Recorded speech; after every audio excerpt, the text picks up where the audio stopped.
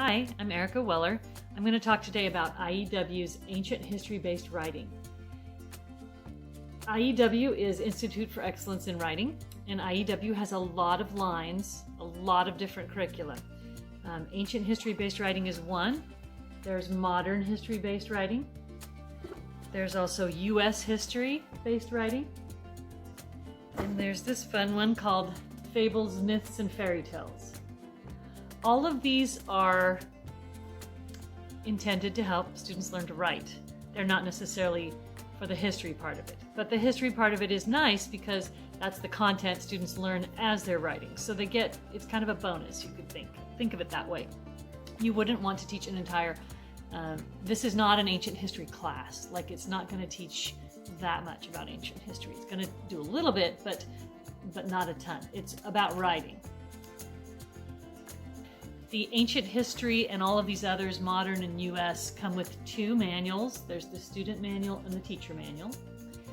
And they're for grades 4 through 7. So this is after students can read and can write some. This teaches them the formality. It teaches a lot of structure. That's why it's based on structure and style. So the theory is that as you learn all the structure, then you can be free and creative with the style. But first you kind of need to learn the structure. At least that's the philosophy. All 4 of these lines of the something-based writing teach pretty much the same things. They all have vocabulary. They all talk about MLA format. There's, mechanics and things like that. They have banned words, like words you don't want to say, like said, was, that kind of thing. And they have 6 different dress-ups for style and 6 different sentence openers that students can learn to use. And so the whole book goes through, kind of starts off easy and not so hard, and light, and then gets harder and harder. It's not hard, but I'm just saying gets into all of these over time. And every single one of these does that. In the back of every student book, you have these cardstock vocab cards. There's usually 4. Well, there's 4 on each card and 4 per lesson. So students will be learning these. The answers are on the back and kind of a sentence to use them in, and also pictures, so it's easy to remember them. And then they review these pull out of the manual, and then they review these each time so that they end up learning a bunch of vocabulary that corresponds with the history. And then there are also vocab tests that they take. For every lesson, there's an outline of what to do per day, and it's based on a 4-day per week schedule. And they tell you what to do on day 1, what to do on day 2, what to do on day 3, and what to do on day 4. There's also some literature suggestions. So then sometimes it gets right into the lesson, sometimes it introduces a new thing. So this is the beginning, and it's talking about structure and note making and outlines. But most of the lessons start with a story. This one happens to be about the Hanging Gardens of Babylon. And the students learn to make a keyword outline. So they read the story, and then they take each sentence, and they can only write 3 words for that sentence. And they learn how to do that, and then they learn how to cover up the story and use just their keywords to rewrite the story a little bit differently, but still say the same thing. And then there's vocab practice. So lesson 1 is very short, but lesson 2, again, here we have the days outlined. And then we're going to learn a little bit about mechanics and new structure, and they talk about an editor. They want the student to hire an editor, which will be the parent, most likely. Could be an older sibling or whatever, but they want the student to have an editor. So the second lesson is about the Lighthouse of Alexandria. And the good thing about doing this is when you spend a week talking about the Lighthouse of Alexandria, it's just one tiny thing from history, but your student will remember that, and it can kind of make that little connection sometime in the future when they hear about that. Again, you do a keyword outline, you do some different things with it, and it introduces the first dress up, which is an ly. So in other words, they want you to use an adverb that ends in ly, and how that changes the writing. Starting in lesson 2, there's a composition checklist, and these can be taken out. This is a consumable workbook because it's written in. There's vocab practice again. It starts off pretty short, and as the lessons go, it gets longer and longer because they want the student to add each ingredient once they know what that ingredient is. But it's great for checking off things.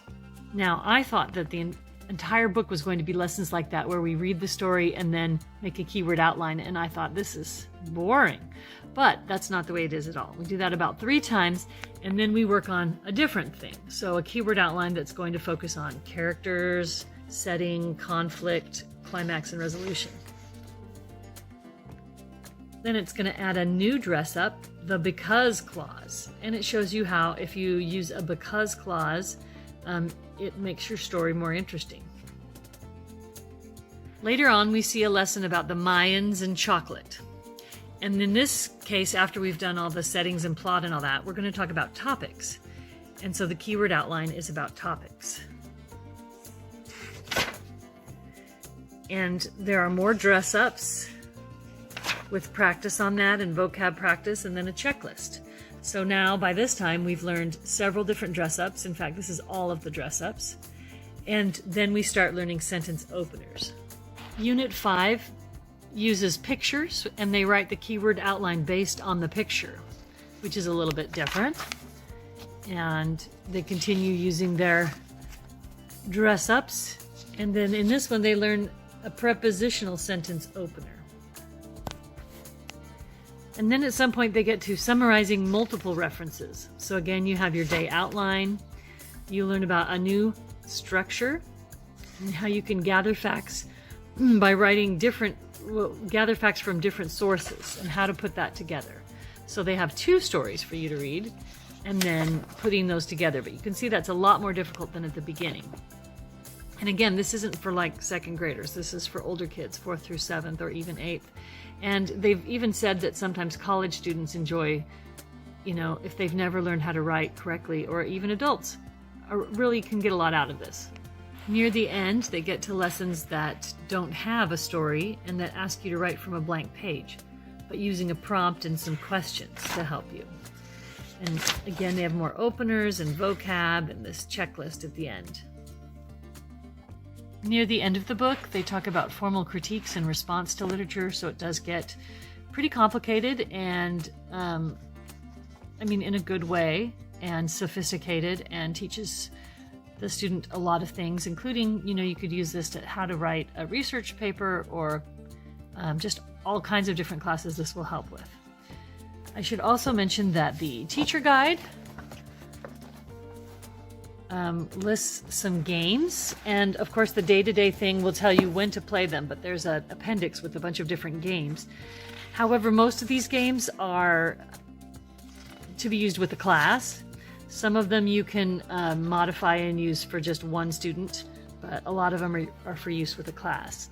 And the teacher guide, IEW is very good about telling you what to do and say in the student guide. The teacher guide just gives you, it does the same thing, tells you what they're reading and gives you a little bit of extra, but I think it's mostly beneficial for the answers. So it kind of gives you an answer key for the vocab or for the different things that students are supposed to write. So that's mainly what the answer key is good for. I would definitely recommend IEW as a really great way to teach your students writing. And I would say that how many years you use it should be based on, how well the student learns it the first year, their retention, and also how much they enjoy it. Because, for example, my daughter, we've been doing the ancient history-based writing, but she's an 8th grader, and she already knows a lot of this stuff, so she probably wouldn't want to do it another time.